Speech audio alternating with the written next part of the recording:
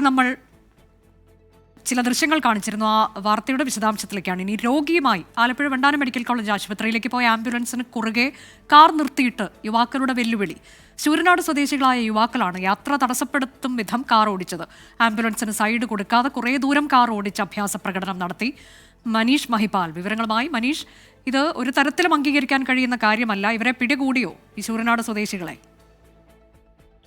അനുജ, ഈ സംഭവവുമായി ബന്ധപ്പെട്ട് നൂറാട് പോലീസ് അറിയിക്കുന്നത് ഇവർ തമ്മിൽ ഇത് ഒത്തുതീർപ്പായി എന്നാണ്. ഈ സംഭവം നടക്കുന്നത് ഇന്നലെ ഉച്ചയ്ക്കാണ്. നട റോഡിലാണ് യുവാക്കൾ ആംബുലൻസ് സൈഡ് നൽകാതെ കാർ ഓടിച്ചത്. ആനേടിയിൽ നിന്ന് സ്ട്രോക്ക് ഉണ്ടായ രോഗിയുമായി ആലപ്പുഴ മെഡിക്കൽ കോളേജിലേക്ക് പോവുകയായിരുന്നു ആംബുലൻസ്. ശൂരനാട് നിന്ന് മെത്ത വിൽക്കാൻ കാറിൽ പോയ യുവാക്കളാണ് ഈ മാർഗതടസ്സം ഉണ്ടാക്കിയത്. ആംബുലൻസിന് സൈഡ് കൊടുക്കാതെ കുറെ ദൂരം കാർ ഓടിച്ച് അഭ്യാസ പ്രകടനം നടത്തി. പിന്നീട് വയ്യാങ്കരയിലെത്തിയിട്ട് കാർ ഈ ആംബുലൻസിന് വട്ടമിട്ട് ആംബുലൻസ് തടഞ്ഞ് ഡ്രൈവർ വിഷ്ണുവിനെ കയ്യേറ്റം ചെയ്തു എന്ന പരാതിയായിരുന്നു ഇന്നലെ പോലീസിന് ലഭിച്ചത്. ഡ്രൈവർ വിഷ്ണു പിന്നീട് ഇവരെ ആശുപത്രിയിൽ എത്തിച്ച ശേഷമാണ് വൈകിട്ടോട് നൂറാട് പോലീസിൽ പരാതി നൽകിയത്. തുടർന്ന് പോലീസ് CCTV ദൃശ്യങ്ങൾ പരിശോധിച്ചു. ഇവർക്കെതിരെ കേസടക്കമുള്ള നടപടികളിലേക്ക് കടക്കാൻ പോലീസ് തീരുമാനിച്ചു. പക്ഷേ വിഷയം ഈ ആംബുലൻസ് ഡ്രൈവറും കാർ ഡ്രൈവറും തമ്മിൽ ഈ പരാതി പിൻവലിച്ചുകൊണ്ട് ആംബുലൻസ് ഡ്രൈവർ ഒത്തുതീർപ്പാക്കിയെന്നാണ് നിലവിൽ നൂറാട് പോലീസ് അറിയിക്കുന്നത്. എന്തുകൊണ്ടാണ് അത് ഒത്തുതീർപ്പിലേക്ക് പോയത് മനീഷ്? നമുക്ക് അതിന്റെ കൂടുതൽ വിവരങ്ങൾ കിട്ടുന്നുണ്ടോ? ഇത്തരത്തിലേക്ക് ആംബുലൻസ് തടസ്സപ്പെടുത്തുമ്പോൾ അതിൽ രോഗി ഉണ്ടായിരുന്ന ആംബുലൻസ് ആണോ? ഇവർ പരിചയക്കാരാണോ? എങ്ങനെയാണ് ഒത്തുതീർപ്പിലേക്ക് എത്തിയത്?